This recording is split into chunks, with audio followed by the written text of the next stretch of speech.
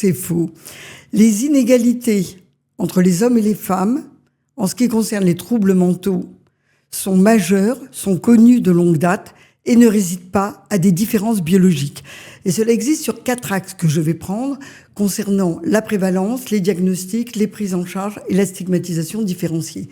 Concernant les prévalences, chez les femmes, on trouve de façon abondante troubles dépressifs, états anxieux, troubles du comportement alimentaire et troubles du stress post-traumatique. Chez les hommes, par contre, on trouve des troubles de l'usage, un mésusage concernant les toxiques, les substances, les médicaments, des troubles du comportement à type de violence et même des troubles sévères à type de psychose dans certains contextes. Concernant les diagnostics, là, il y a une différence nette puisque les jeunes femmes sont souvent surdiagnostiquées, c'est-à-dire que alors qu'elles ne présentent pas la triade habituelle de ralentissement idéatoire, de dévalorisation profonde ou d'inhibition, elles sont considérées comme dépressives, comme anxieuses. Alors que les hommes sont souvent sous-diagnostiqués parce que leur malaise se traduit par les troubles du comportement violent qui sont traduits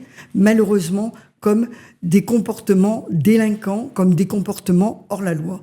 En ce qui concerne les prises en charge, c'est vrai que la société accorde davantage d'écoute aux jeunes femmes, ce qui fait que les jeunes femmes expriment leur malaise plus facilement en consultation auprès soit des médecins, soit des psychologues, soit des assistantes sociales, alors que les garçons, les hommes, eu égard les normes de virilité et aussi l'injonction, vous le savez, l'injonction c'est tu ne dois pas avoir de faiblesse, tu ne dois pas montrer tes émotions, ne montrant pas leurs émotions, ne verbalisant pas leurs émotions négatives, n'ont pas recours à des professionnels de santé. Et cela entraîne quoi ? Un retard d'accès aux soins et souvent, malheureusement, des hospitalisations dans des contextes catastrophiques, voire même des hospitalisations sous contrainte.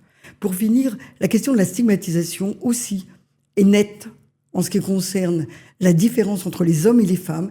Les femmes présentant les troubles mentaux sont souvent, à tort, considérées inaptes à pouvoir faire leur rôle de femme et d'épouse, alors que les hommes présentant des troubles mentaux, souvent, ces troubles vont pair avec un comportement violent et donc sont jugés faibles. Alors on a des éléments supplémentaires, bien sûr, qui correspondent notamment les violences sexuelles et sexistes au sein des couples, qui alimentent les troubles mentaux chez les femmes et qui correspondent à une aggravation des troubles psychiques, comme le problème des migrants.